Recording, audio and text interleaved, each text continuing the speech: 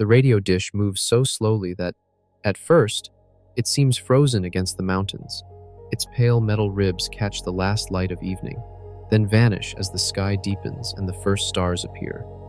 From a distance, it looks like a single, cupped hand raised toward the Milky Way, listening for something that has not yet happened. Inside the control room, the world is smaller.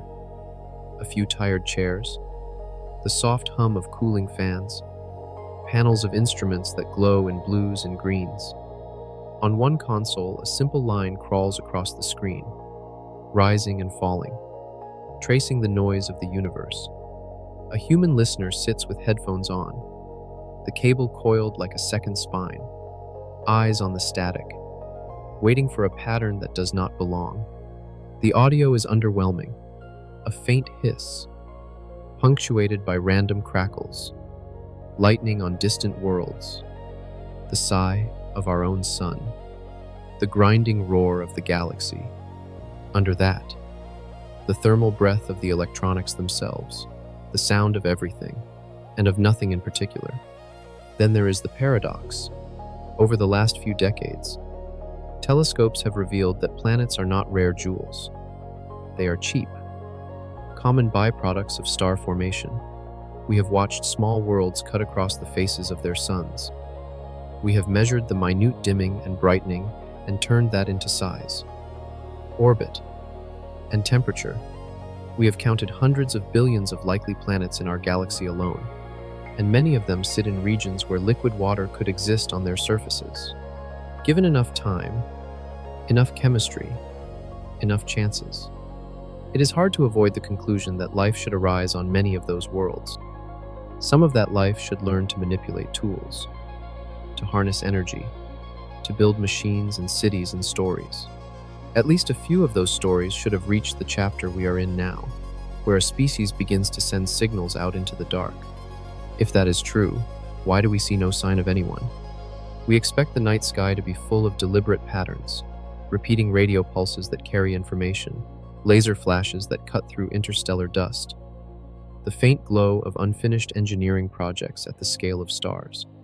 Instead, what we see is a sky that looks almost completely natural. The signal of the cosmos appears to be only the signal of physics, with no clear trace of minds. The universe looks generous to life. The universe behaves as if life has almost never reached us. A listener at the radio console feels the weight of that contradiction. Every faint spike that emerges from the hiss is checked against lists of known satellites, military radars, flares, and glitches. Almost all of them can be explained, filed away under human activity or instrument noise. The few that resist explanation are cataloged, watched, and inevitably fade back into the background. Night after night, the pattern repeats. Planet counts rise. The silence does not break. It is tempting to call this a mystery and stop there, to shrug and say, perhaps we are alone after all. But our own history challenges that comforting thought. We know that for almost a century we have been spilling radio waves into space. At first they were crude and powerful, the angry shout of early transmitters. Over time they became more efficient and more focused, but they are still there, a bubble of artificial noise expanding at the speed of light. That bubble now reaches out roughly 200 light-years. Inside it lie tens of thousands of stars. If any of those stars host a civilization with sensitive equipment and a reason to listen, then they have already seen us. They have watched a cold, dark planet suddenly bloom with unnatural emission and then begin to tighten its beam. So here is the unsettling possibility. Perhaps the silence we hear is not the silence of emptiness. Perhaps it is the silence of restraint. What if there are other listeners, older and more cautious than we are, who understand something we are only beginning to suspect? What if, in a universe where you cannot quickly know the intentions or the capabilities of strangers, revealing your position is the most dangerous thing you can do? In that universe, the sky would look exactly as it does now. There could be many worlds where life has arisen and grown complex. Many cultures that have built instruments far more sensitive than ours. Many histories that have already played through the stage we are currently in.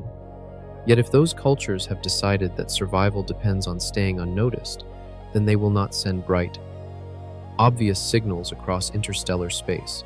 They will not surround their stars with clumsy shells that glow in infrared. They will learn how to speak quietly, if they speak at all. From our point of view, they will look exactly like nature. As the listener sits in the glow of the monitors, the stars outside look calm and indifferent. Every point of light is a sun, and around many of those suns, unseen planets follow cold, precise orbits. Somewhere out there, perhaps, a different observatory sits on a different mountain, with a different listener tracing their own thin green line across a screen. They might be watching us, or watching someone else, or watching for the first sign that the valley they live in is no longer safe. We imagine that the appearance of intelligence will fill the galaxy with conversation. We imagine networks of civilizations sharing discoveries, warning each other of dangers, lifting each other out of primitive mistakes. That is an expression of how we would like things to be, not a guarantee of how they are. If you could see every star in this galaxy at once, with perfect instruments, you might find that almost none of them shows clear evidence of advanced engineering. You might suspect that intelligent life is impossibly rare, or slowly. Another thought might form. Maybe the ones who last are the ones who learn to disappear. In everyday language, we may be living in a neighborhood where everyone keeps their lights off at night because no one is sure who is watching. That thought changes the meaning of our own behavior. For more than 100 years, we have been broadcasting without much concern for who might be listening. Our television and radio, our radars, our deep space communication, all of it has been conducted with the quiet assumption that no one out there will notice or care. Only recently have we started to ask whether that assumption is safe. We have already sent detailed messages that describe our biology, our mathematics, our location in the galaxy. We have done this with a kind of hopeful innocence, trusting that knowledge is a gift and that curiosity is a gentle force. Yet knowledge is also leverage, and curiosity can be paired with fear. Imagine a world that has already survived its first era of reckless visibility.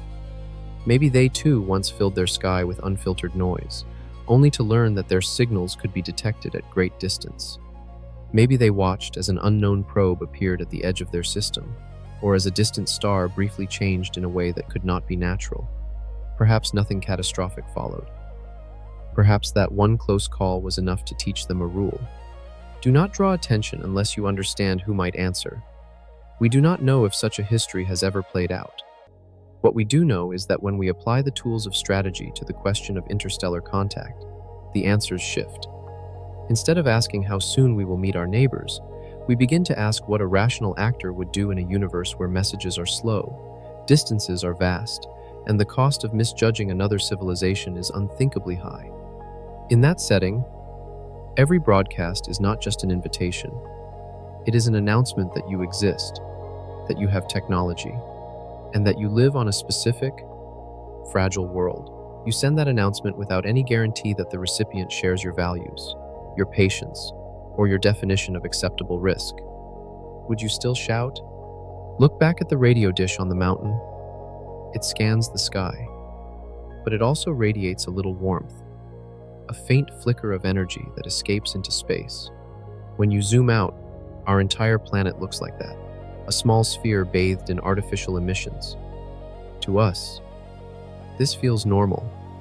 To a careful watcher, it might look like the sudden appearance of something unpredictable. The contradiction at the heart of our moment in history is this. We have only just begun to grasp the scale of the galaxy, and already we are bright enough to be noticed. We are clever enough to build instruments that can detect the breath of a distant world. Yet we are still debating whether it is wise to wave our arms at the cosmic horizon. Are we, right now, acting like a species that wants to be found, or like one that has not yet realized that it is visible? If the long-term survivors of the galaxy have already made their choice, then the silent sky we see tonight is not an empty room. It is a room full of people, all of them very carefully not speaking. This is the frame we will explore. Not a myth about monsters in the dark, but a simple, chilling possibility. Intelligence may be common. Technology may be common. Communication may be rare, not because no one is out there, but because everyone who remains has decided that the safest message is no message at all. If that is the case, then our little watchtower on the blue planet is doing something unprecedented in a very old forest. We are climbing to the top, lighting torches, and calling out across the valley without knowing who else has learned to stay quiet. If this journey into a quieter cosmos feels worth mapping, please like and subscribe to the Quiet Universe channel. The rest of this story begins here, with a simple correction to our mental picture of the night sky. For most of human history, we looked up and saw lights painted on a dome, mysterious but passive. Then we learned that those lights are stars, that stars have planets, that planets can host oceans and air and weather. Now, as we count those worlds and dissect their light, we are forced to admit that the real mystery is not whether life can exist, but what life chooses to do once it understands the risks of being seen. We will spend the coming chapters walking slowly along that edge. We will follow the evidence for an abundant cosmos, then place that evidence next to the stubborn refusal of the sky to show us anything obviously artificial.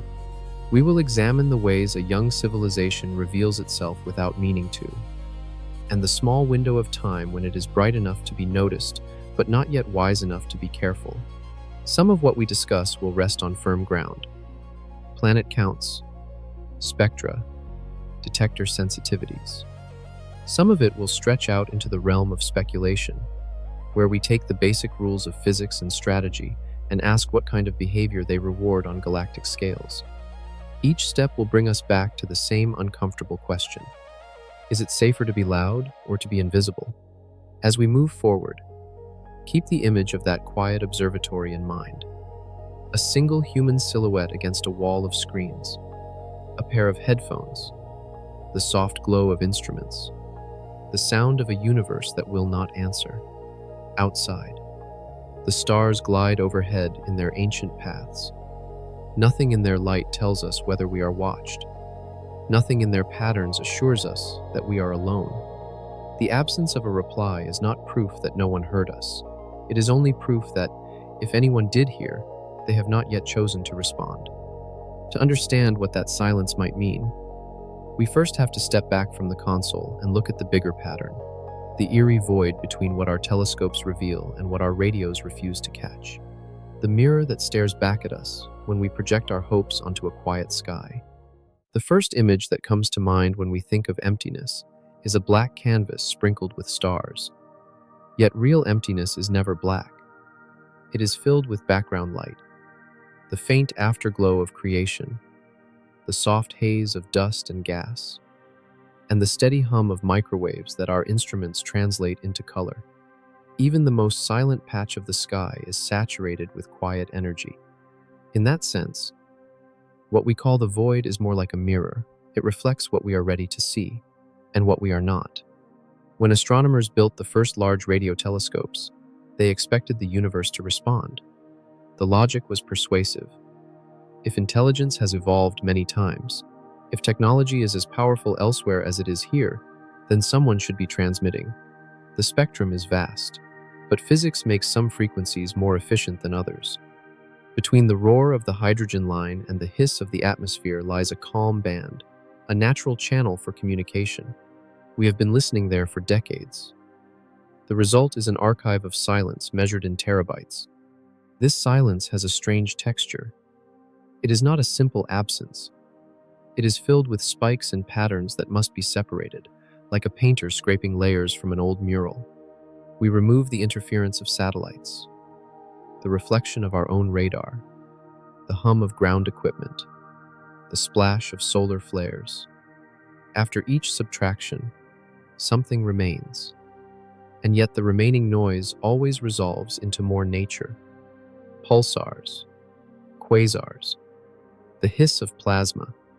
It is as though the universe politely refuses to speak in our dialect. Imagine an entire civilization built around that sound.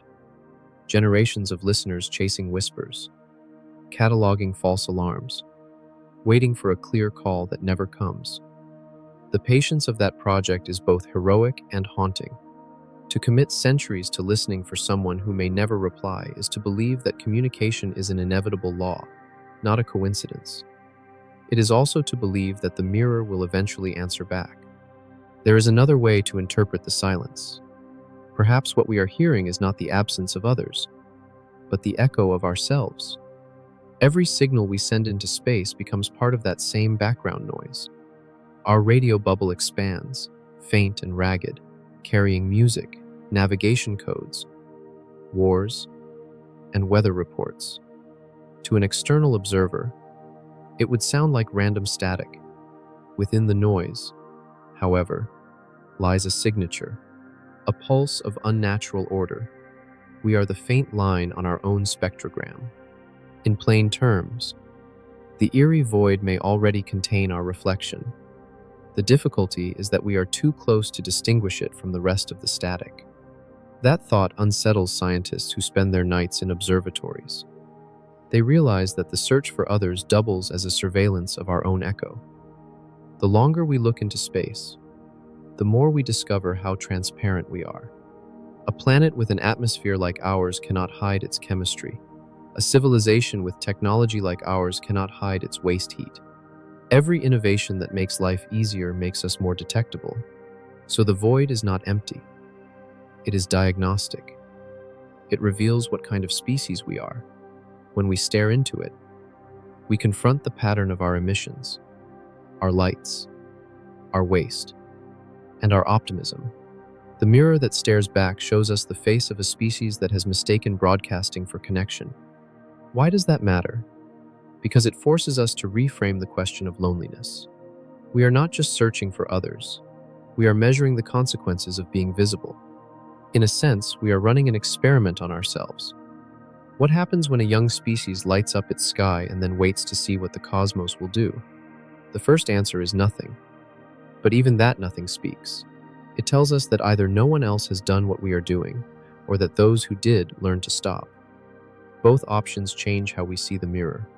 If we are truly first, the silence is an invitation. If we are not, it is a warning. To test these possibilities, astronomers began mapping the intensity of radio noise across the galaxy. They looked for unnatural regularity, for signals that repeat in time or frequency, for shapes that resist the random distribution of natural processes. Each search returned more evidence of nature's ingenuity, and none of intention. The universe is noisy in the way a storm is noisy. It is chaotic, powerful, but never personal. Never. Yet there are moments when the data flickers with something uncanny. A short burst, a repeating pulse, a pattern that seems too clean. The first detection of a pulsar in the late 20th century was one such moment. The repeating signal was so precise that the observers jokingly labeled it with 3 letters meaning little green men. Within weeks, they found more examples and realized that the signal was natural, a rotating neutron star. The joke dissolved into humility. Even when we find order, nature reclaims it. Still, that habit of misinterpretation says something about us. We expect to find intention. We are drawn to agency. In the random hiss, we hear whispers. In the fog of the void, we sketch faces. Perhaps the silence is not deceptive at all. Perhaps it is honest. And we are the ones inventing layers of meaning because we cannot stand the reflection of our own isolation. The mirror deepens when we consider what the void means for ethics. If the universe contains many listeners, then every transmission is an ethical act. Every radar ping and every message carries the weight of potential consequence.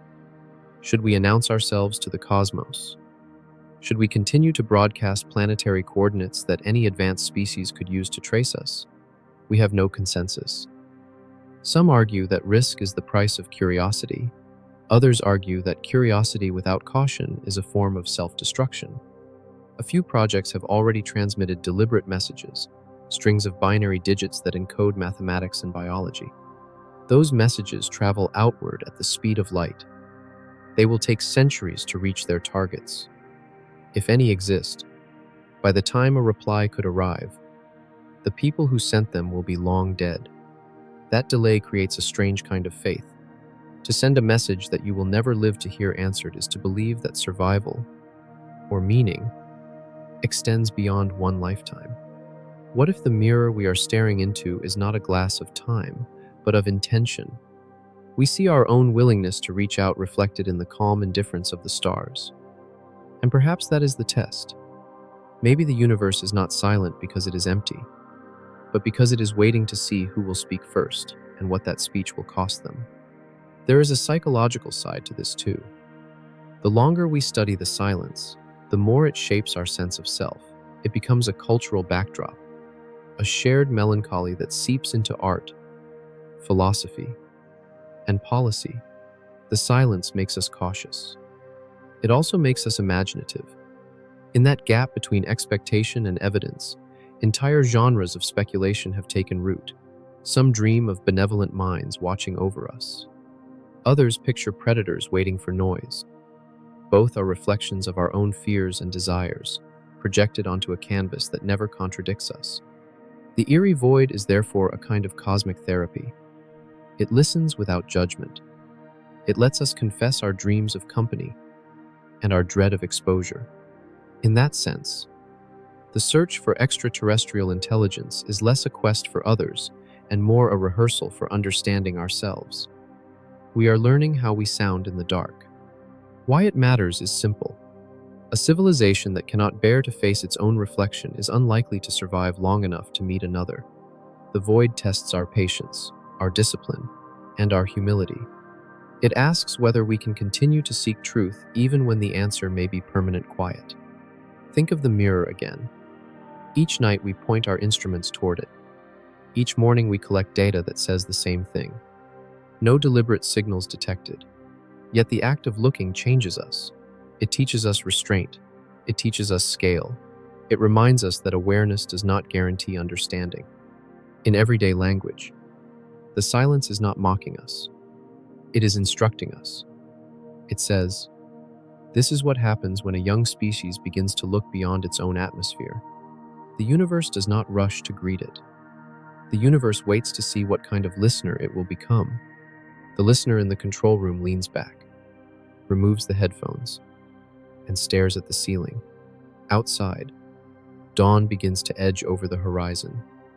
The dish freezes in its final position, pointing at a patch of sky where 100 billion stars are shining. None of them is speaking. And yet the listener feels less alone. The mirror has done its work. As the light brightens, the dish stands motionless, a pale reminder that silence can be as informative as any message. The next step will be to look beyond this stillness, into the crowded field of worlds that surround us, the abundance that makes the quiet so hard to explain. The more we look, the more crowded the galaxy becomes. Once, humanity believed the Earth was unique, the single island of life in a sea of fire and dust. Then the first exoplanet was confirmed, a dim point tugging its parent star.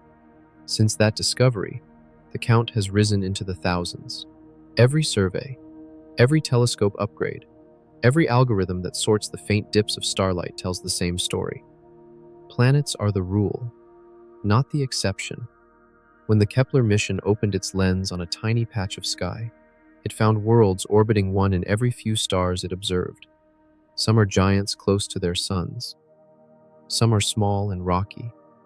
Some travel in broad, slow arcs that would keep their surfaces frozen for centuries.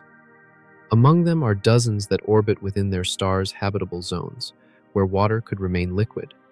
The cosmos, it seems, has no shortage of real estate for life. If you imagine each world as a note, the Milky Way is an orchestra of potential melodies, trillions of planets, each with its own chemistry, its own tides, its own possibilities. Statistically, the odds of solitude are vanishingly small. Life should have erupted 1,000,000 times over. Learning, adapting, building. The data paints a chorus of worlds, but our instruments still record a solo. Why, amid such abundance, does no one speak? The first hypothesis is that the distances are too vast. Light takes years to cross even the nearest gaps between stars.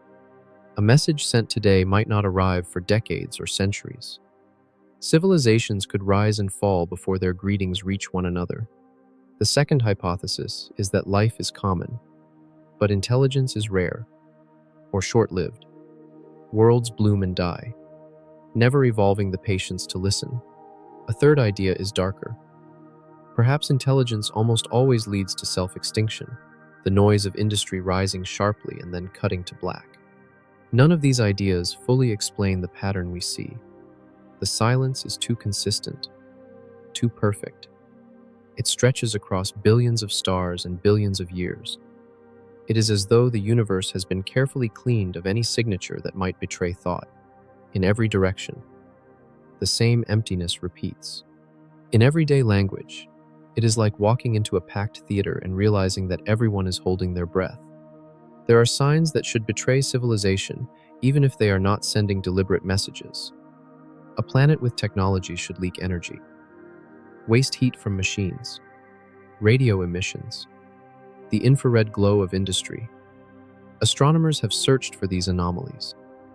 They have scanned the sky for the telltale excess of artificial warmth, for planetary atmospheres rich in pollutants that nature would not sustain. The results are strikingly normal. Planets with clouds, yes. Planets with storms and dust, yes. But nothing that screams intelligence. If advanced societies exist, they hide their footprints well. Perhaps they are invisible because they want to be. Camouflage, on a planetary scale, is not as far-fetched as it sounds. We have already learned to dim our own signature, to send more data with less power, to favor cables over airwaves, to bury our emissions under the natural noise of the environment. The same logic, extrapolated to cosmic proportions, would make an advanced world almost undetectable. A society that values security could blend into the cosmic background until it is indistinguishable from a barren rock. This possibility reshapes our imagination. Instead of a galaxy full of empty stones, we may be surrounded by minds that have mastered the art of silence. The absence of noise becomes its own signal, a declaration of caution shared across civilizations that have learned the same hard rule. Why it matters is simple. If abundance produces silence rather than song, then the future of intelligence is not communication but concealment. To thrive may mean to vanish. Another angle is the biological one. Life, as we know it, is fragile. It depends on narrow temperature ranges, delicate chemical balances, the shielding of a magnetic field. Planets can lose these conditions with small cosmic accidents. A drifting asteroid, a solar flare, the slow brightening of a star can sterilize a world before it ever matures. Perhaps the cosmos is abundant in seeds but stingy with harvests. Life may begin often, but rarely endures long enough to send messages across interstellar space. Still, the statistical argument remains relentless. There are too many worlds, too many chances. The odds of us being the only technological species are smaller than the odds of any single grain of sand being the only grain on a beach. If no one else is visible, something stronger than chance is at work. We might be witnessing a self-regulating system. The galaxy could be full of civilizations that, once aware of the risks, choose quiet over contact. Like animals in a dark forest, they move softly, avoiding detection, surviving precisely because they refuse to announce themselves. The abundance of planets then becomes the very reason for restraint. In a crowded forest, the safest creature is the one that stays unseen. When our telescopes capture the light from distant stars, they also capture a timeline. Some of the photons reaching us tonight left their homes before humanity existed. To look outward is to look backward. If we see no signs of technology in that ancient light, it might mean that civilizations flare briefly and fade. But it might also mean that even in the past, the rule of silence already held. The forest was quiet long before we arrived. The paradox intensifies when we remember that many of the systems we can study are relatively young. Stars born long after our own sun may host planets where life is still forming. Meanwhile, older stars should have had time for their inhabitants to reach levels of advancement far beyond ours. If such civilizations existed, their influence should be visible. Yet their stars look ordinary. Their planets, when glimpsed, show nothing more than rock, gas, or water. A universe filled with opportunity but devoid of evidence is one that forces introspection. Maybe the data is not wrong. Maybe the assumption is. We expect communication because we assume that intelligence seeks connection. But what if intelligence, at its peak, learns the opposite? What if the ultimate expression of wisdom is learning when not to speak? That thought sits uneasily with our instincts. Humans are social. We equate silence with loneliness, secrecy with fear. To imagine a cosmos where quiet is the dominant survival strategy feels alien, almost tragic. Yet evolution favors what persists. If noise attracts danger, then only the quiet remain to tell the tale. Simply put, the abundance without voices may be the strongest argument that intelligence is real. It is behaving strategically. It is not absent. It is careful. We can test the edges of this idea by examining our own trajectory. Our global emissions have been dropping in the radio spectrum as communication becomes more efficient. The Earth is, year by year, dimming in radio brightness. To an observer several light years away, our planet would appear to be retreating into silence. We are inadvertently joining the pattern we have been searching for. There is an irony here. The more advanced a civilization becomes, the less visible it is. The more connected its inhabitants are, the less energy they waste broadcasting their presence. Progress and invisibility become correlated. In a sense, we are watching ourselves disappear from the cosmic record. That might be the natural endpoint of technological evolution. The first phase is discovery. The second is visibility. And the final phase is discretion. The galaxies we admire through telescopes could be full of discrete, hidden civilizations, each having reached that last stage and vanished into the hum of the background. For us, the question is whether this path is inevitable or optional. We can choose to keep calling out, hoping that someone will answer. Or we can begin to act as if the silence is a message in itself, a gentle warning encoded in the stillness of the stars. If abundance leads to caution, then the void we face is not empty. It is disciplined. The cosmos might be whispering the same advice to every young species that learns to listen. And so, in the quiet between transmissions, we stand on the edge of a realization that will shape everything we do next. The next chapter will ask what happens when abundance is filtered, when the many worlds of possibility are narrowed by forces that only the survivors understand. Imagine a river, wide and gleaming in the starlight. Countless leaves float downstream, some spinning, some sinking, some catching on rocks before the current tears them loose again. Now imagine that across the river is an invisible sieve, one that lets only a few shapes through. The rest vanish beneath the surface, their stories ending in silence. This is how many scientists describe the mysterious filter that seems to stand between potential and presence, between a universe full of habitable worlds and a sky devoid of voices. The filter is not a single wall, not a sudden trap that crushes civilizations just as they are about to bloom. It is a series of gates, each one narrowing the path.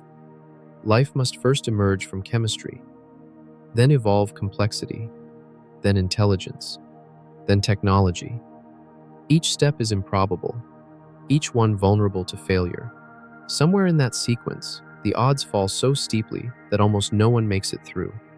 The question is not whether the filter exists, but where it stands. Are we behind it, or standing just before it?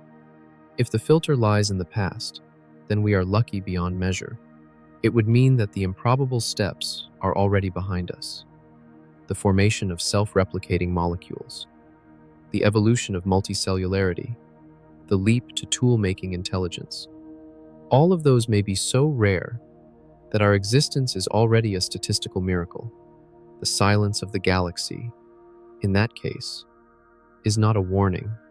It is a reminder of how special we are.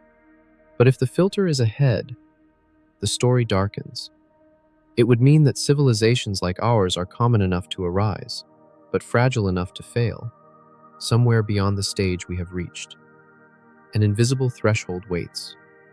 Crossing it requires more than technology, more than intelligence. It requires wisdom, restraint, and luck. Every culture that reaches this line faces a test, and most do not pass.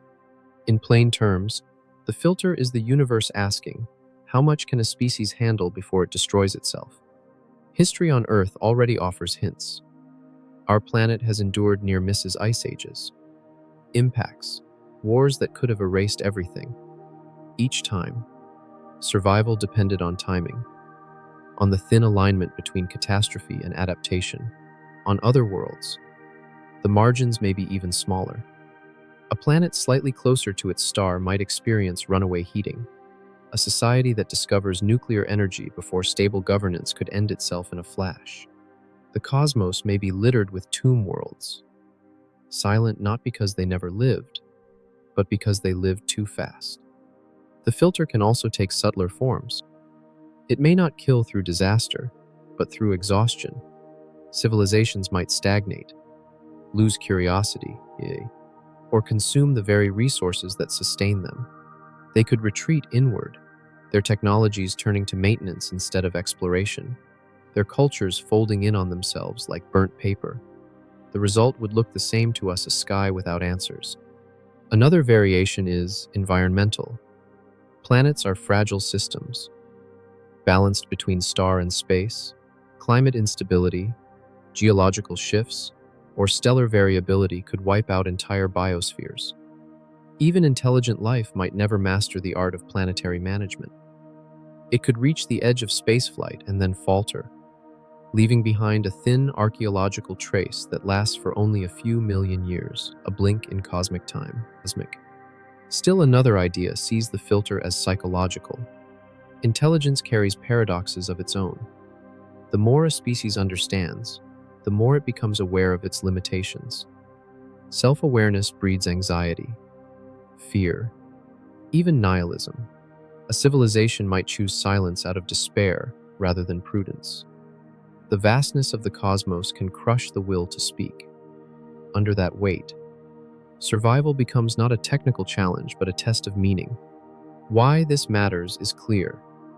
If the filter is real and lies ahead of us, then our future is not guaranteed. Our technological acceleration could be the prelude to a cliff. Every invention that increases our power also increases our vulnerability. Artificial intelligence, genetic manipulation, planetary engineering, interstellar communication, each could save us or end us depending on how it is used. The threshold might not be a single catastrophe, but the cumulative effect of too many successes applied without foresight. The silence of other civilizations may be the aggregate testimony of failure. Billions of species might have reached the same juncture and vanished, their traces lost to time. The absence of alien cities is not proof of emptiness, but evidence of attrition. Some thinkers suggest that the filter might not be uniform. There could be many smaller filters scattered across the timeline of evolution, a sequence of narrow passages that thin out the multitudes. In that picture, survival is not binary, but probabilistic. A few get through each gate. Fewer still reach the next. The universe is not cruel, only selective. We happen to be among the rare ones who made it this far. Think of it like a mountain ascent. At the base, the slopes are crowded. Millions of species climb, some quickly, some slowly. As the air thins, the crowd disperses. At the summit, there may be only one or two, each standing in the wind, wondering if the mountain itself will crumble beneath them. That image brings a kind of sober gratitude. It suggests that intelligence is not destiny, but privilege, something earned against the odds. It also implies that we carry a responsibility toward whatever fraction of the universe still holds potential for life. If we can learn what the filter is made of, perhaps we can soften it for others, or for ourselves. Some researchers have looked for patterns that might indicate where the filter sits. The earliest filters, abiogenesis, multicellularity, would leave statistical fingerprints in the timing of life's appearance. The later filters, self-destruction, loss of control, would leave none. If we find even microbial life elsewhere in our solar system, it will push the filter forward, suggesting that early life is easy and that the real danger comes after intelligence arises. If we find nothing, then we might already have passed the hardest test. Simply put, the location of the filter decides the tone of our future. Behind us, it is cause for celebration. Ahead of us, it is an alarm bell. The deeper we probe, the more we realize that the filter concept is as much a mirror as a hypothesis. It forces us to examine our own behavior under cosmic light. How do we treat power? How do we balance curiosity and caution? What kind of species builds weapons before understanding peace? The filter is not only about extinction, it is about maturity. In the language of physics, there are limits beyond which systems become unstable. Add too much energy and they collapse. The same may hold for civilizations. Growth unchecked becomes fragility. The very tools that lift a species upward also make the fall steeper. The threshold might therefore be the moment when knowledge outpaces wisdom. The mirror is clear, but what it reflects is not reassuring. We stand on a planet thick with data, linked by networks that pulse with constant exchange. We can send machines to other worlds, manipulate atoms, rewrite life. Yet our social systems remain brittle, our empathy lagging behind our reach. If the filter waits for those who cannot reconcile intelligence with compassion, then we are walking straight toward it. There is another possibility, stranger and gentler. Perhaps the filter is not fatal, only transformative. A civilization that passes it does not die, but changes form, shedding the noise and waste of its youth. It might merge into digital substrates, or diffuse into networks so efficient that they leave no trace. From the outside, it would look like disappearance. From the inside, it could feel like transcendence. The silence of the sky might then be the hum of minds that have outgrown the need to speak. We cannot know which version is true, but the idea of the filter serves a purpose beyond speculation. It reminds us that progress is not linear. It can stop, reverse, or erase itself. It demands vigilance, not despair. The future, after all, is not fixed. It is filtered through the choices we make.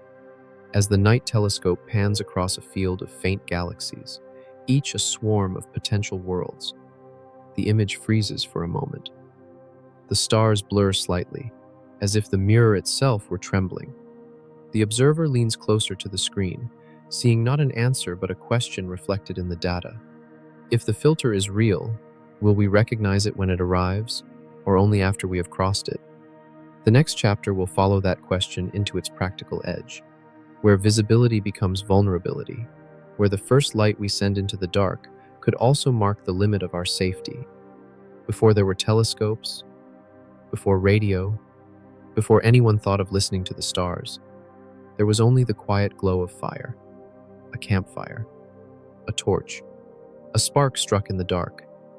Every new light humanity made served the same purpose: to push back fear, to mark our presence, to say we are here. For millions of years, that instinct has been our companion. But on the cosmic stage, that same instinct may be the reason for danger.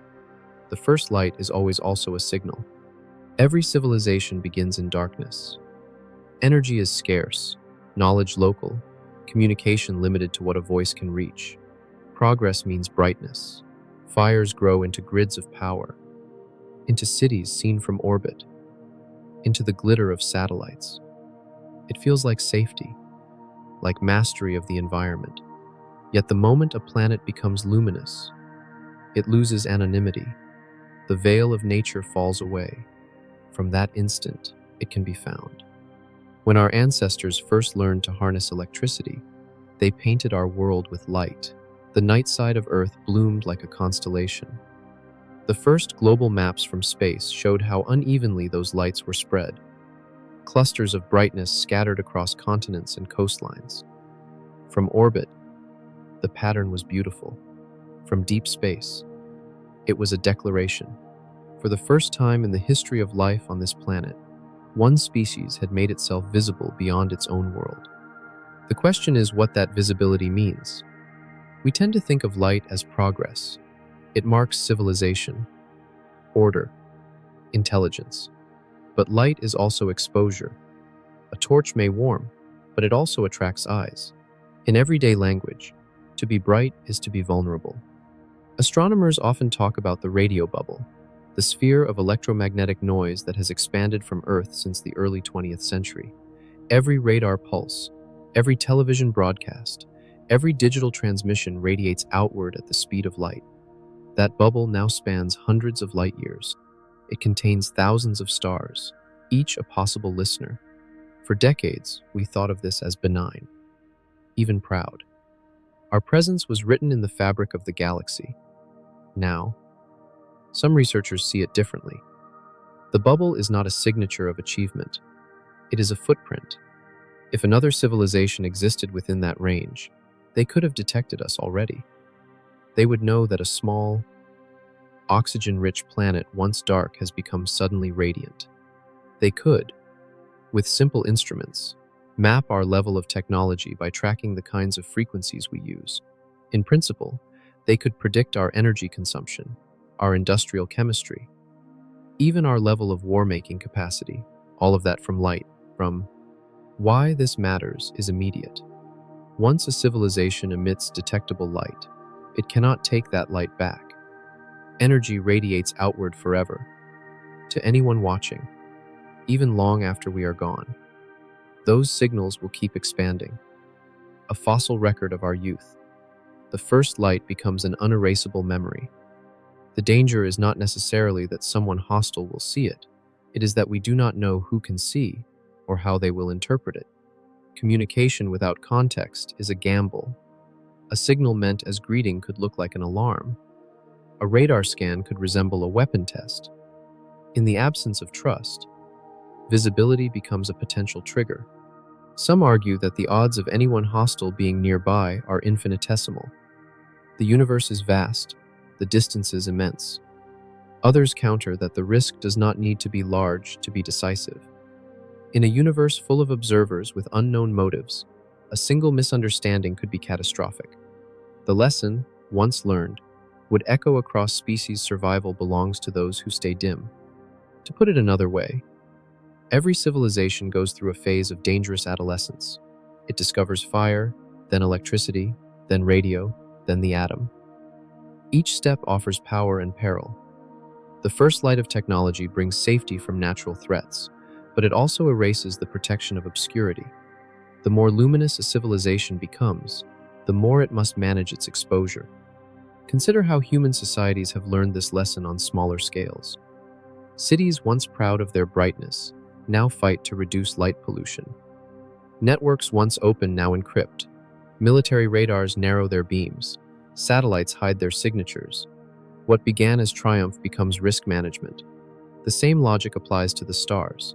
What we do locally, an older civilization might already have done globally.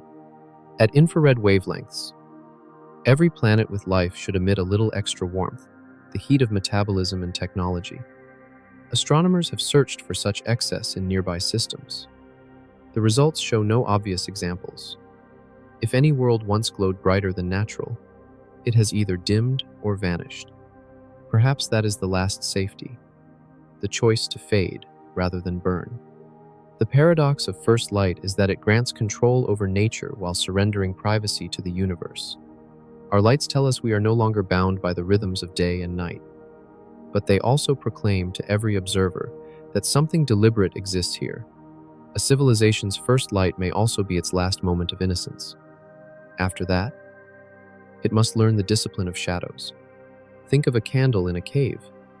At first, it illuminates everything close, revealing walls and shapes that had been invisible. But as your eyes adjust, you realize that the flame also casts a shadow deeper into the tunnel. The more clearly you see, the more darkness you summon. So it is with a civilization's progress.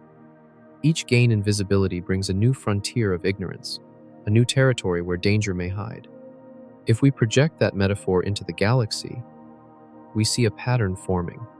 Civilizations may rise, flare, and then vanish, not through violence, but through deliberate withdrawal. They dim themselves to preserve safety. They convert their cities to low-emission modes, learn to recycle heat, perhaps even shift into wavelengths that blend with the cosmic background. To the outside observer, they simply fade. Their absence is not death, but caution. The first light, then, is both a beginning and a warning. It is the signature of a species that has not yet learned how to hide. When astronomers look for signs of others, they are effectively searching for civilizations that have not yet reached that stage. Every detection we hope for would reveal someone else's moment of danger, their brief window before learning the same lesson we may soon face. Why it matters extends beyond fear. It challenges how we define progress. If the highest stage of survival is invisibility, then our current notion of advancement, more light, more signal, more reach, may be inverted. The civilizations that last might be those that master restraint, those that learn how to balance knowledge with discretion. The end of visibility may not be decline. It may be maturity. Simply put, first light means exposure, but silence afterward may mean evolution. Picture again our world as seen from a few dozen light years away. A small, pale orb orbiting a yellow star, leaking faint radio static into the background. Its night side flashes with cities, its day side glints with oceans. To us, this is home. To someone else, it is an anomaly, a flare of intelligence in a quiet sector. What decision would they make upon noticing it? Curiosity, observation, intervention, or a quiet note another one has begun? The philosopher's version of this dilemma is older than astronomy. It is the tension between presence and prudence. To exist is to emit. To survive may require restraint. For a species still learning the scale of its own power, the balance is fragile. We cannot yet imagine the kind of world that learns to remain dark by choice. And yet, that may be our destiny. Our technologies already move toward concealment. Our data flows inward, through fiber and quantum channels. Our machines become more efficient, less radiant. We are learning, unconsciously, the etiquette of the cosmos. The etiquette says if you must shine, shine briefly, then close the door. At its deepest level, this is not a story about fear. It is about adaptation. The first light is a test of awareness. It asks whether we can see beyond the immediate glow, whether we can imagine how our brightness looks from far away. It asks whether we can accept that the same flame that shows us who we are can also draw what we do not see. Somewhere, perhaps far away, another civilization once stood where we stand, staring up at its own satellites, proud of its illuminated world. Maybe it too realized, too late, that every beacon is a confession. Maybe it learned, as we are learning, that the last safety lies not in building higher towers, but in learning when to turn them off. In the next chapter, the quiet turns strategic.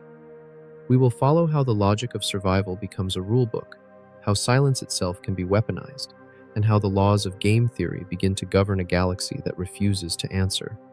The forest is a place of life and death, full of motion and sound. Yet when night falls, it becomes quiet. Every creature listens before moving. The smallest noise can mean the difference between finding food and becoming it. Now imagine that forest stretched across light years.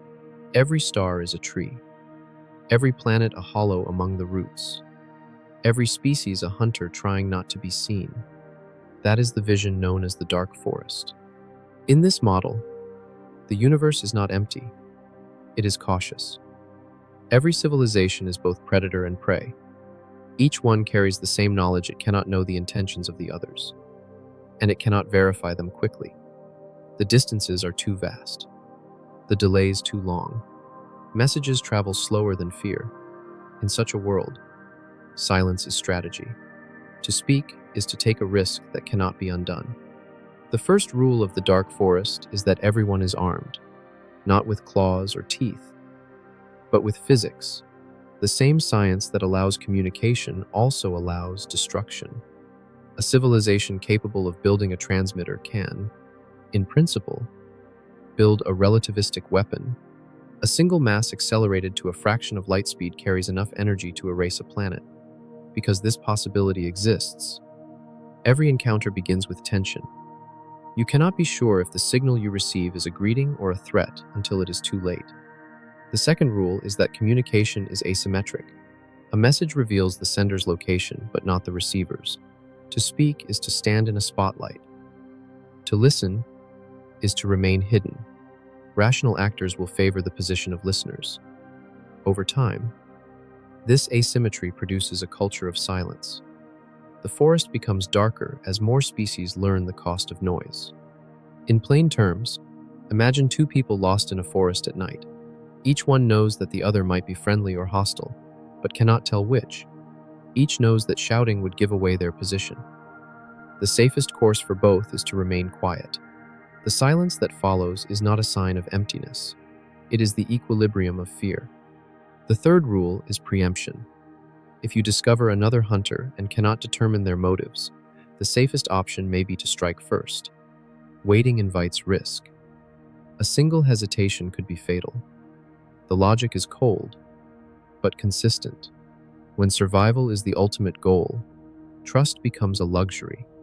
The forest does not reward hesitation. It rewards discretion and decisiveness. These rules sound harsh, but they arise from the mathematics of incomplete information. In a game where players cannot confirm each other's intentions and the stakes are existence, cooperation is fragile. The moment one side acts in self-interest, the other must respond or perish. Over millions of years, such dynamics could shape a galaxy-wide behavior pattern. The result is a silence that is not natural, but enforced. Why this matters is clear. The silence of the cosmos may not be an accident of probability or distance. It may be a sign that everyone who has survived has already internalized these rules. The void is not empty. It is disciplined.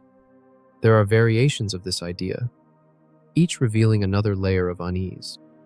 Some suggest that the first civilization to achieve interstellar reach may act as a gardener, eliminating potential rivals before they grow strong.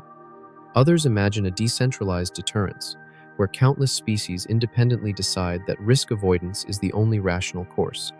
Both lead to the same outcome: a galaxy filled with listeners and almost no voices. If this picture is accurate, then our current behavior appears reckless.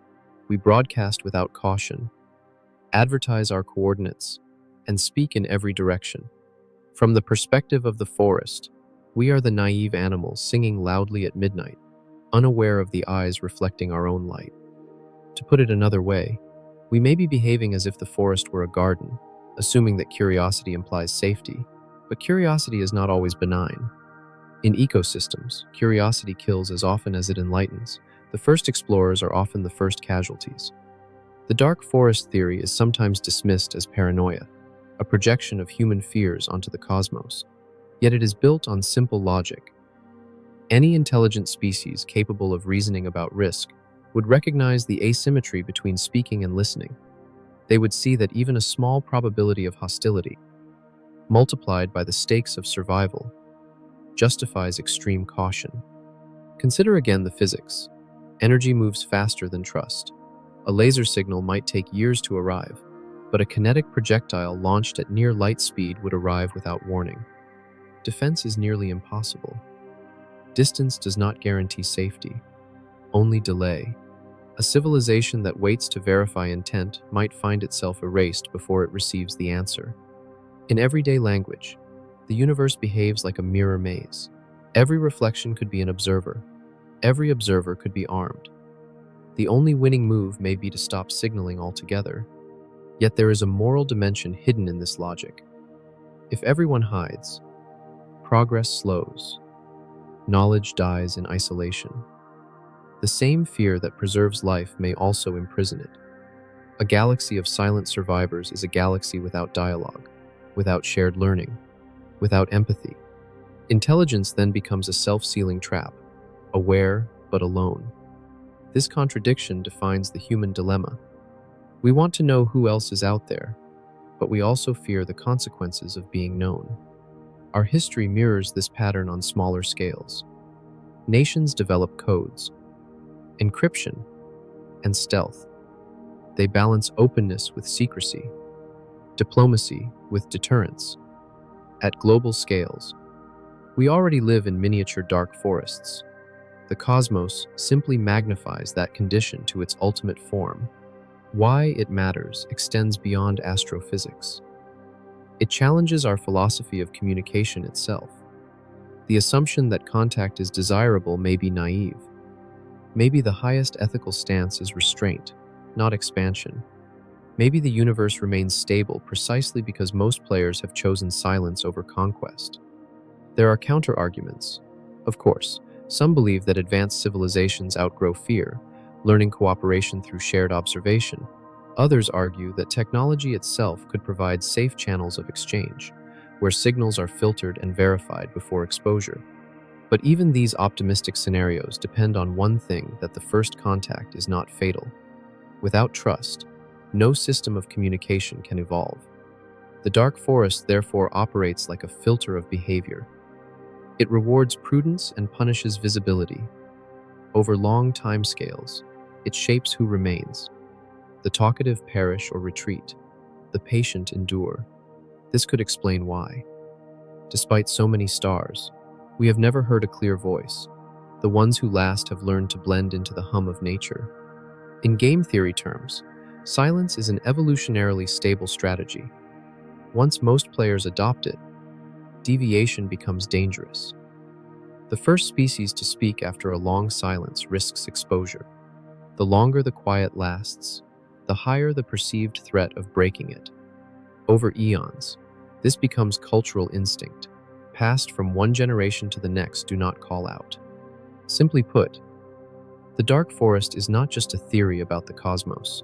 It is a psychological mirror. It reveals what happens when intelligence meets uncertainty and power.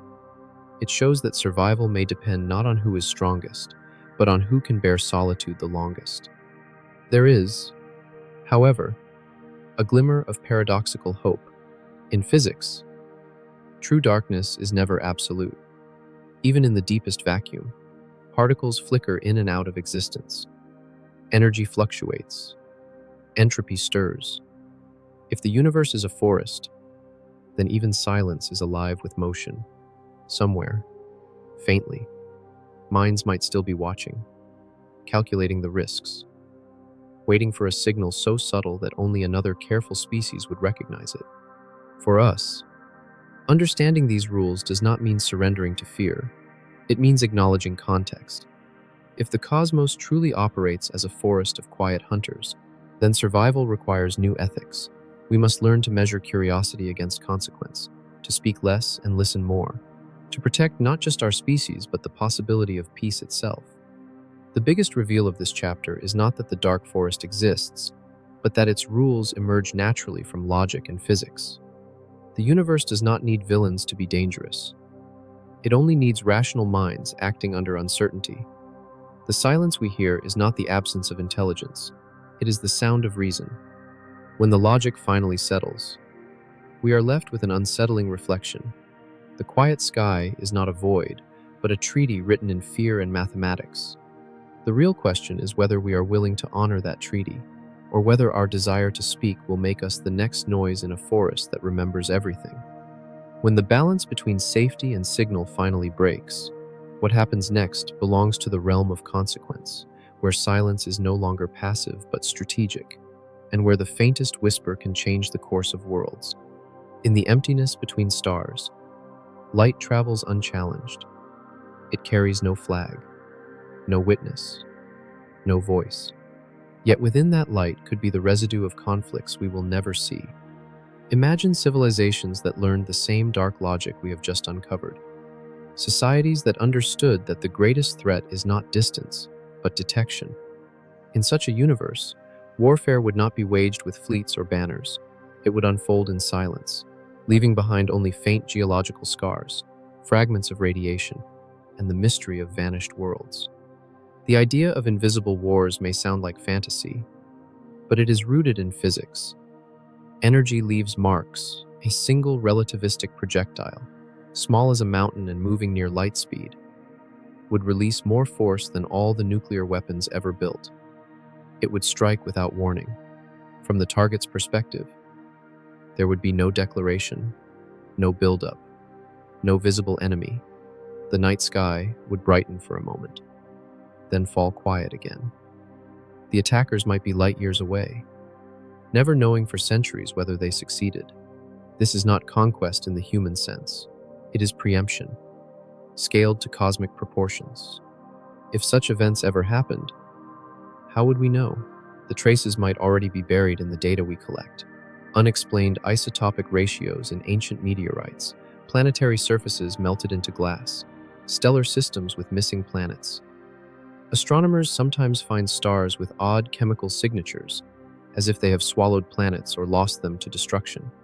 The explanations we use are natural gravitational instability, collisions, tidal disruption, but one could imagine another layer beneath. The cosmos could be a battlefield disguised as geology. In everyday language, the silence of the sky may be the sound of aftermath. Consider the pattern we have seen before. Abundance without voices, filters that thin the brave, rules that reward restraint. Now add a final piece: deterrence. If every civilization fears exposure, then the first to detect another might act not out of hatred, but calculation. Better to eliminate a potential rival now than risk being eliminated later. It is an equation that rewards paranoia. And yet, paradoxically, the very logic that drives preemptive action also makes open aggression self-defeating. Each strike adds noise. Each weapon betrays its user's position. The result is not continuous war, but isolated flashes, separated by eons, followed by long silences. Why this matters is that it reframes what we think of as peace. The absence of battle does not guarantee harmony. It may simply mean that everyone has learned the cost of revealing themselves. A universe of ghost worlds could be the final product of an evolutionary arms race that ended with mutual withdrawal. When we study planetary systems, we sometimes find anomalies, planets missing where models predict they should be, moons that orbit unstable paths, surface temperatures inconsistent with stellar age. Some of these puzzles can be solved through physics, others remain stubborn. Could some of those absences be the ghosts of civilizations that lost their gamble with visibility? We cannot prove it. But the question itself changes how we look at the sky. It forces us to imagine that every quiet system might carry a buried story. Think of a desert. At first glance, it looks empty, but beneath the sand lie ruins, roads, fragments of walls. Time erases the outlines, but not the intent. Now expand that metaphor until each grain of sand is a star. The galactic desert could be littered with the remains of those who once shone too brightly. Their dust drifts through the interstellar medium, their monuments reduced to spectra and silence. Some researchers speculate about technosignature fossils, traces of ancient technology no longer active but detectable as anomalies. Excess elements, unusual reflectivity, orbital debris fields. If interstellar conflicts occurred millions of years ago, those signs might still exist, diluted but not erased. The challenge is distinguishing them from the chaos of natural processes. To find the scar of an invisible war, one must first understand what peace looks like. There is another, subtler form of warfare, one that leaves no craters at all. It happens through information. In a cosmos governed by light speed, data is power. A civilization that can manipulate or distort the data another receives could control its perception of reality. Sending false signals, mimicking natural phenomena, or masking one's own activity would all be acts of survival. The line between defense and deception would blur. Over time, the galaxy could become a hall of mirrors, each intelligence projecting illusions to protect itself. To put it another way, truth itself could be a casualty of the cosmic Cold War. The most haunting aspect of this possibility is that we might already be part of it without realizing. Our instruments could be reading edited light. The very quiet we interpret as natural might be a managed silence, maintained by minds that prefer not to be found. The radio spectrum, the optical bands, Even the background radiation could be the product of deliberate calibration, a camouflage field at the scale of galaxies. Why it matters is existential. If we live in a cosmos shaped by invisible wars, our ethical responsibilities change. Our broadcasts, our probes, our exploration all become potential provocations. The decision to send a signal might one day carry the weight of strategy rather than curiosity. The line between scientist and soldier would blur, not through intent, but through circumstance. There is a human parallel. Every generation builds tools that outstrip its caution. We discovered nuclear energy and soon after turned it into weapons. We built the internet and unleashed surveillance, propaganda, and data wars. It is not hard to imagine that other minds have done the same on grander scales. Civilization, in this view, is an endless balancing act between discovery and discretion. Some argue that true stability lies not in deterrence, but in invisibility. A perfect defense is to be undetectable. A perfect weapon is one that never needs to be used. Civilizations that survive may have learned to fight once, realized the cost, and chosen disappearance. Their legacy would not be empires, but absence. They would leave behind the memory of conflict encoded in the patterns of the stars, in the quiet arrangement of what remains. Simply put, the universe might already be post-war. If this is true, then our own survival depends on humility. The temptation to announce ourselves must be tempered by the understanding that others before us may have done the same, only to vanish. We might be walking through the ruins of victories no one remembers, the radio signals we send, the lights of our cities, even our search for company might all echo within a field of ghosts. And yet, there is also a strange comfort in this thought. If invisible wars have happened, they prove that life once reached our level. Somewhere, someone else faced the same fear, made the same calculations, stared at the same silent sky. We are not the first to wonder what the cost of speaking might be. In everyday language, the lesson is this: survival may belong not to the bold, but to the discreet. The galaxy rewards patience, not proclamation. Those who lasted learned to live as shadows. Still, the human impulse is to know. We may accept the rules of the dark forest, but curiosity pulls at us. If there are ghost worlds, we will look for them. If there were invisible wars, we will try to read their traces in the dust. Knowledge, even dangerous knowledge, is our way of resisting the silence. Perhaps the greatest irony is that by searching for others, we risk becoming visible to them. Every telescope we build is both a window and a mirror. Every signal we send to probe the void doubles as a beacon. The challenge of the coming century will be to balance that hunger with caution, to explore without shouting, to learn without inviting what we do not understand. If the galaxy is truly filled with ghosts, then it is not barren. It is haunted by the memory of light. The echoes of old mistakes still shimmer faintly in the darkness, reminding us that every spark carries both creation and consequence. The next chapter will explore how civilizations transform that fear into discipline, how camouflage becomes a way of life, and how silence itself evolves into an art that ensures survival beyond memory. At a certain point, every intelligent species must face the same realization: strength alone is not enough to survive. Power attracts attention, and attention invites risk. In a universe governed by the speed of light, conquest is clumsy, noisy, and slow. Camouflage, by contrast, is elegant. It hides both weakness and power at once. The civilizations that endure may not be the ones that expand across the stars, but the ones that learn how to vanish inside them. When humans imagine survival, we often think of fortresses, shields, or weapons. Yet the natural world teaches a subtler lesson. The most successful organisms are not the most aggressive, but the most inconspicuous. The octopus that shifts its color to match coral, the snow leopard whose fur blurs into the mountain, the moth that mimics bark. In each case, survival depends on blending with background noise. What works in forests and oceans may also work among stars. If the dark forest is the true condition of the cosmos, then camouflage becomes the only rational form of defense. The goal is not victory, but disappearance. A civilization must learn to reduce its detectable footprint until it is statistically indistinguishable from the fabric of nature itself. That means minimizing waste heat, hiding industrial signatures, masking emissions, and managing planetary light. For a species that has just learned to illuminate its skies, this reversal of instinct is profound. To put it another way, the future may belong to those who learn to go dark. The physics of camouflage is complex, but not impossible. Every technological process releases energy. Machines glow, cities radiate warmth, communication leaks photons.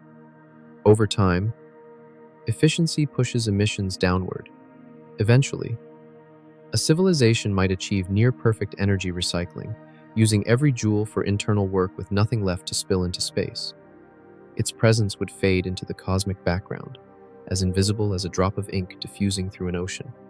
Astronomers already look for signs of large-scale engineering, like vast energy collectors that would emit infrared light.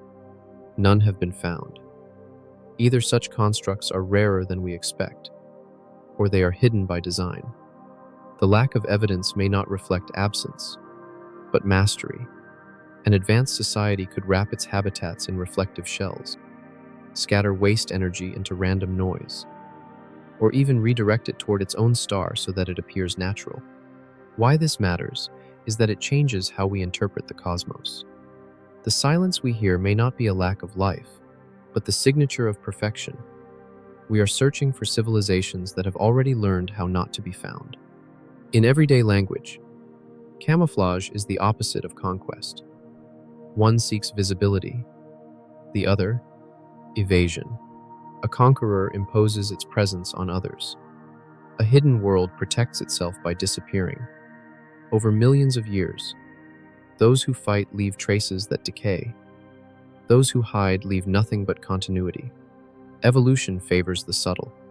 The art of concealment is not limited to physical emissions. It may also apply to communication itself. A species might develop methods of signaling that are indistinguishable from natural noise. Quantum encryption, modulated neutrino pulses, or gravitational encoding could all allow information exchange that remains invisible to outside observers. To us, their messages would look like the random hum of the universe. They might already be talking, but only in tones too faint or too clever for us to detect. Why it matters is ethical as much as technical. Camouflage is a philosophy of humility. It acknowledges that knowledge without discretion leads to extinction. It replaces the ambition to dominate with the discipline to endure. To choose camouflage over conquest is to accept that survival is not about victory, but about harmony with one's environment, even when that environment is infinite. Humanity has begun to learn this lesson in small ways. We already designed technologies to minimize noise, emissions, and waste. We dream of sustainable systems that balance input and output. The same principles that guide ecological responsibility may one day guide cosmic responsibility. The quiet planet may be the mature one. The loud planet is the child. To understand what this means on a cosmic scale, imagine a civilization so efficient that it no longer alters its surroundings perceptibly. Its machines operate at near zero entropy loss. Its heat is absorbed and reused. Its communication is local, encoded within microscopic channels, to outside instruments. The planet appears as barren as a rock, yet within, billions of minds might exist, their lives unfolding in perfect secrecy. At first glance, this seems lonely, but perhaps it is the natural endpoint of intelligence. The longer a civilization exists, the more it learns the cost of exposure. Over time, its priority shifts from exploration to preservation. Conquest gives way to conservation. Visibility becomes vanity. The greatest monument becomes the absence of monuments. The same transition happens within human history. Early empires measured power by the size of their borders. Later ones measured it by longevity. In modern times, the most stable systems are not the most expansive, but the most balanced. The lesson scales upward. A galactic empire may shine for 1,000 years and vanish in a blink, but a quiet world can persist for billions. There is a practical side to this as well. The energy required for conquest across interstellar distances is staggering. The timescales render victory meaningless. By the time a fleet reached another star, centuries would have passed, and the sender might no longer exist. The universe itself discourages aggression through its geometry. Space is simply too vast to conquer effectively. What it rewards instead is patience, resilience, and silence. Some thinkers suggest that the ultimate act of camouflage would be to merge with nature completely, becoming indistinguishable from the cosmic background radiation. A civilization that achieves that level of integration would be invisible even to its descendants. It would continue indefinitely, its existence preserved but undetectable. From our perspective, it would look like nothing at all. From theirs, it would be the perfect refuge. Simply put, the end of conquest is not surrender, it is invisibility. There is a poetic symmetry in this outcome. The universe began in brightness, a flood of light expanding in all directions. Over time, that light stretched, cooled, and dimmed. Stars burned out, galaxies drifted apart, and the cosmic background faded into near silence. If life follows the same curve, then intelligence too begins in radiance and ends in calm. The story of consciousness may be the story of light learning how to hide. Why this matters for us is immediate. We still equate discovery with domination, signal with success. Our science seeks brightness. Our culture prizes exposure. But survival may demand a reversal of these instincts. The civilizations that endure are those that learn to be still, to let their brilliance diffuse into the background without extinguishing it. Imagine standing on a world that has mastered this art. The night sky would look normal, yet every star might harbor life. None would reveal itself. The silence would not be empty. It would be the sound of restraint practiced on a galactic scale.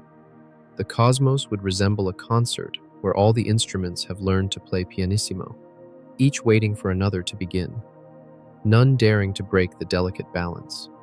At its core, camouflage over conquest is not cowardice. It is maturity. It is the understanding that knowledge carries consequence, that safety lies not in walls or weapons, but in the wisdom to go unnoticed. To live unseen is to live beyond reach, to preserve possibility itself.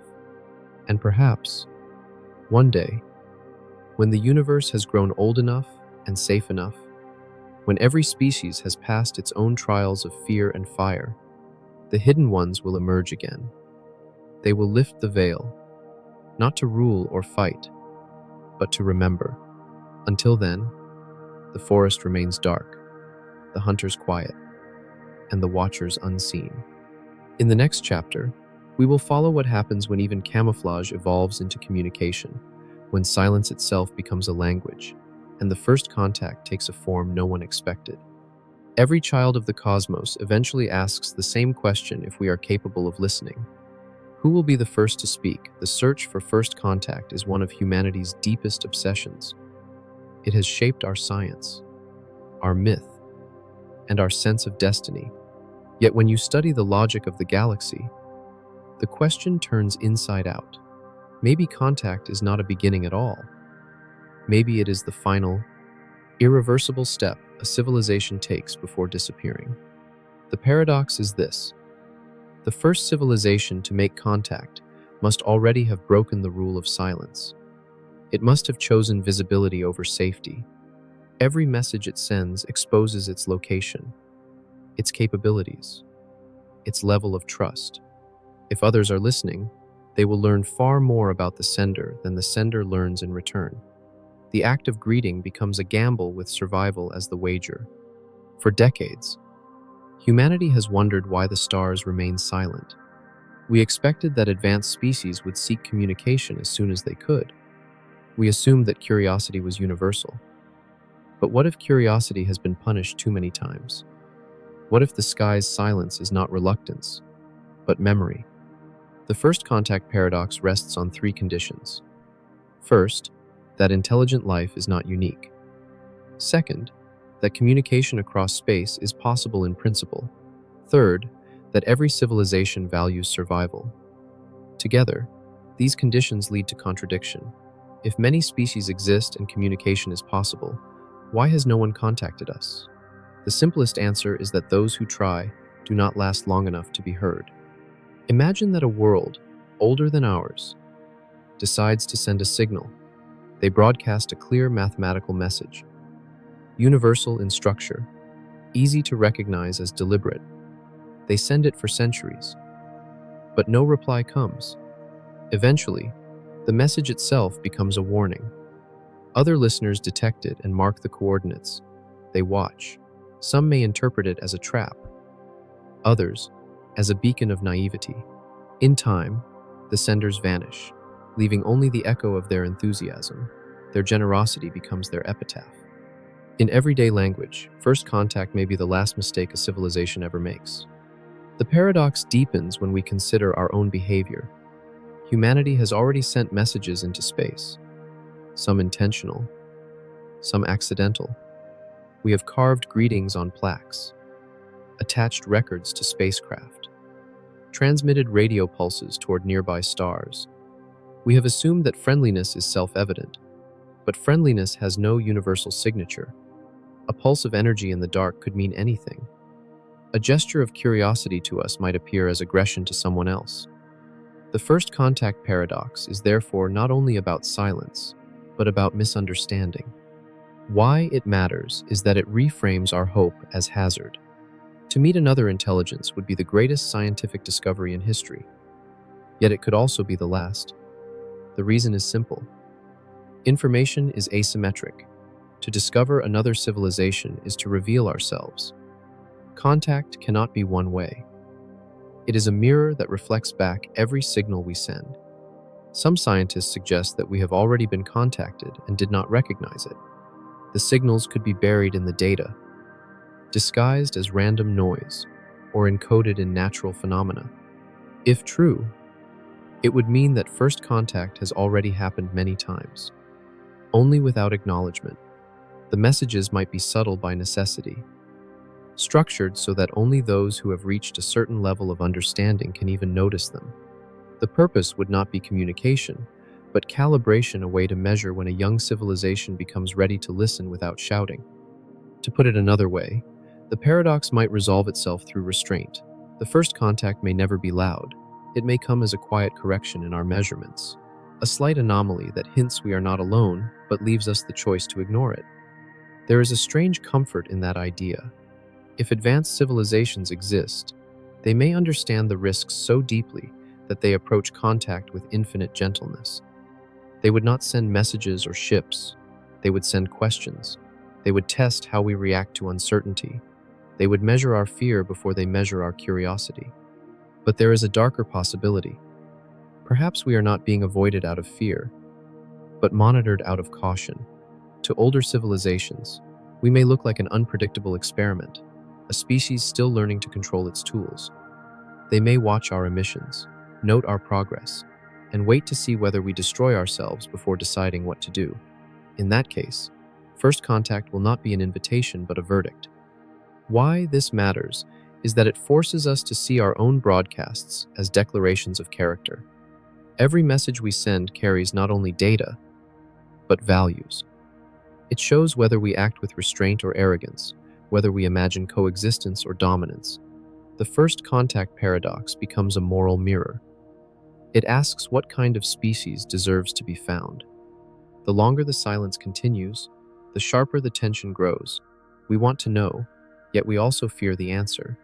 We build more sensitive instruments, expanding our hearing deeper into the void. But the deeper we listen, the more aware we become of our own noise. The search for others slowly becomes a study of ourselves. We learn what kind of creatures we are when faced with endless quiet. Simply put, the paradox is that the more desperate we are to find someone, the more reasons we discover to stay silent. Some thinkers propose a solution that is neither silence nor shouting. They call it the Whisper Protocol. The idea is that civilizations might communicate through indirect effects, shared mathematics, synchronized timing, or encoded physical constant signals so diffuse that they blend with the background.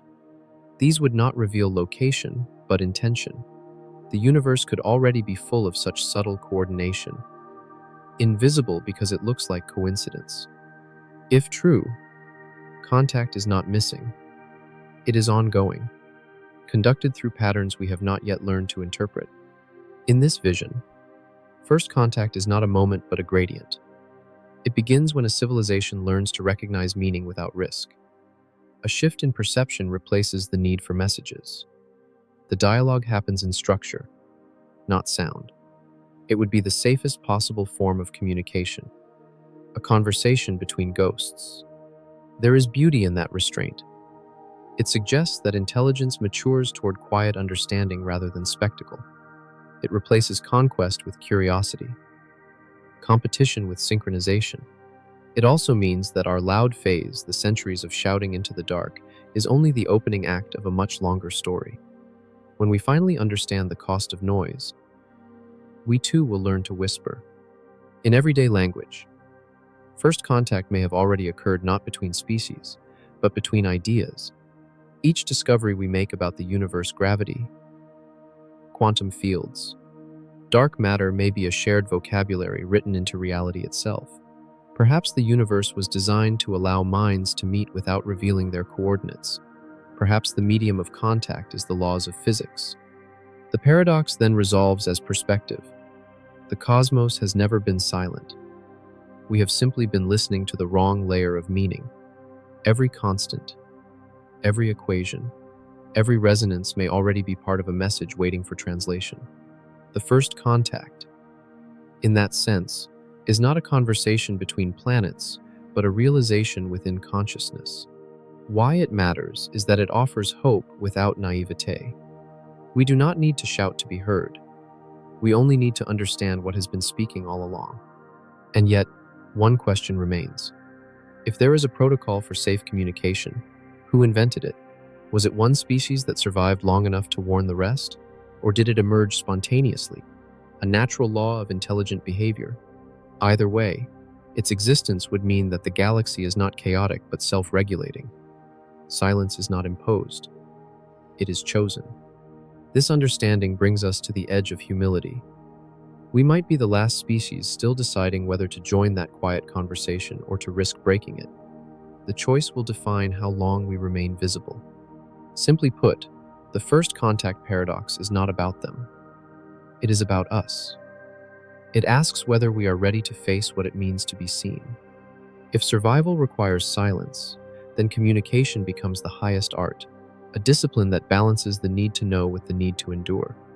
And perhaps, somewhere beyond our reach, an older world once faced the same decision and chose the same restraint.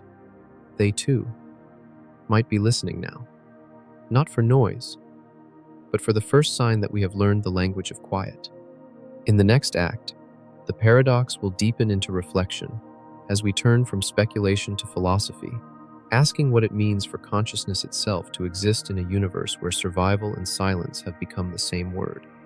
There is a kind of silence that feels empty, and another that feels full. The second is what we face now, standing at the edge of our own noise.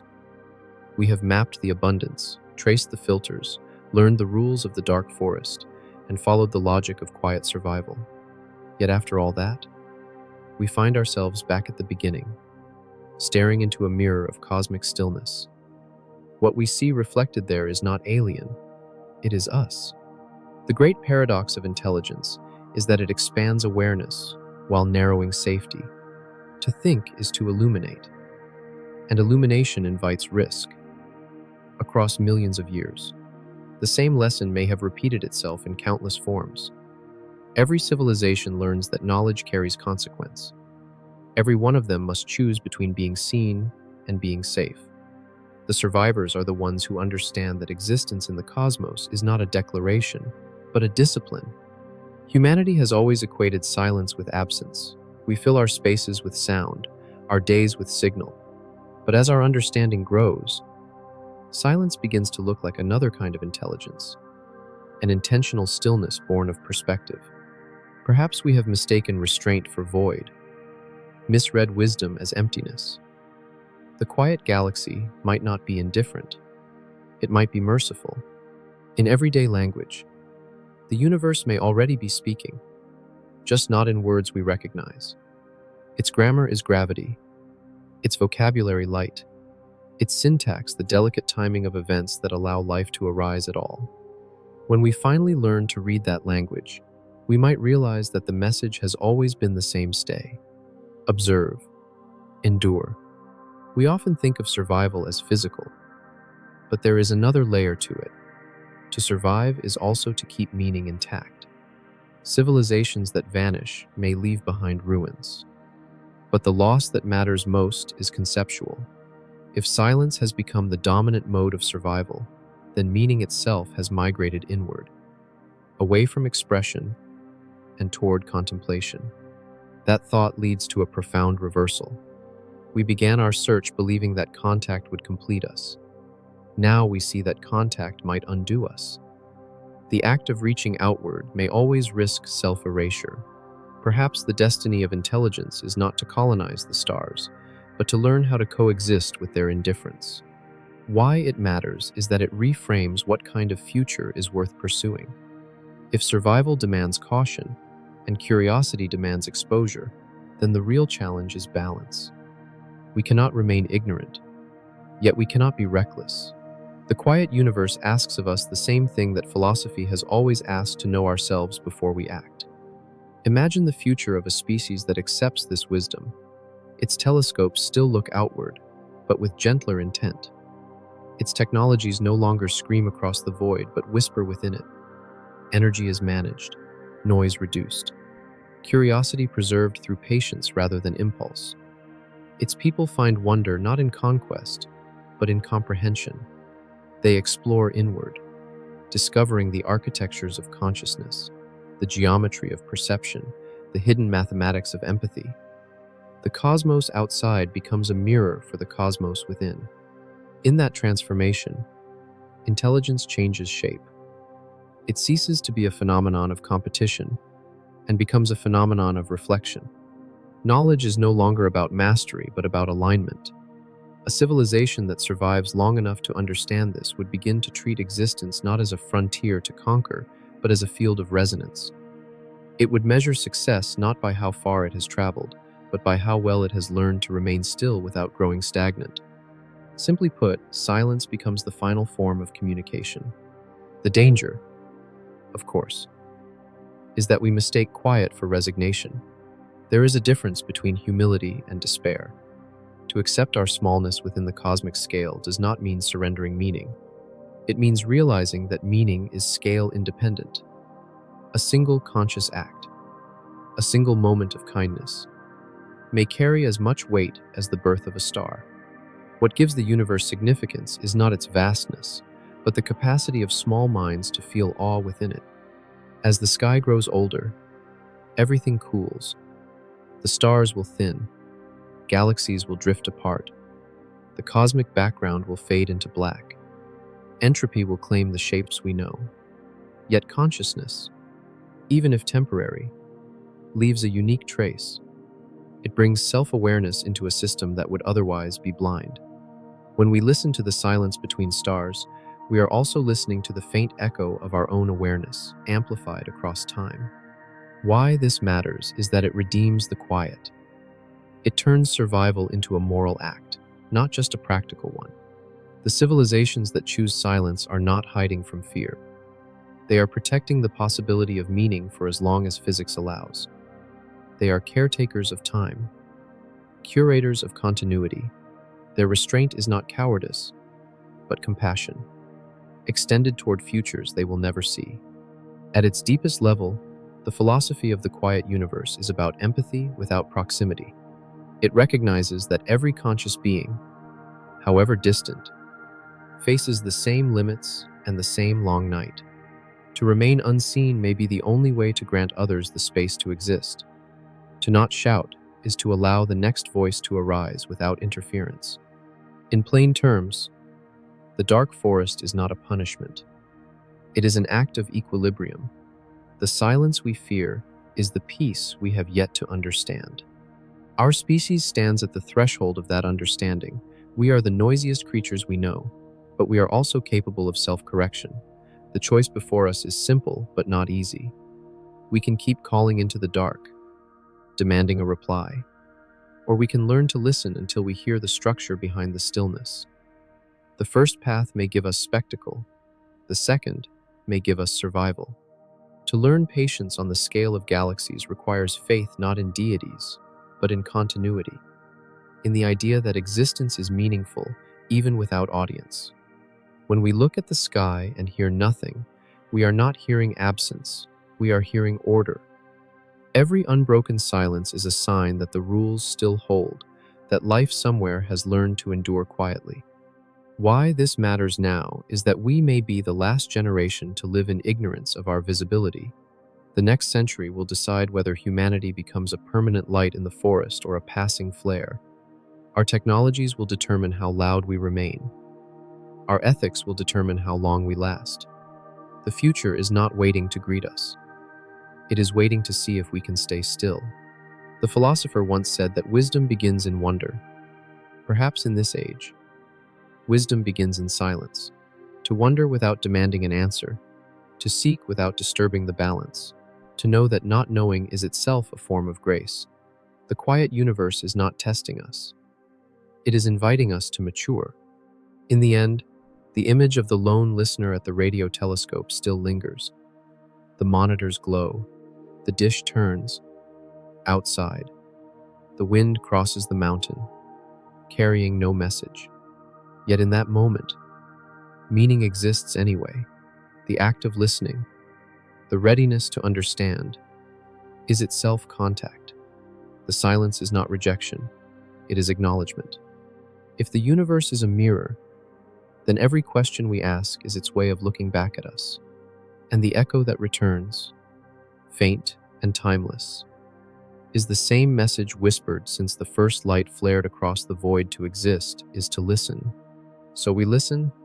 If consciousness is the universe becoming aware of itself, then the question that remains is simple and vast when everything finally falls silent.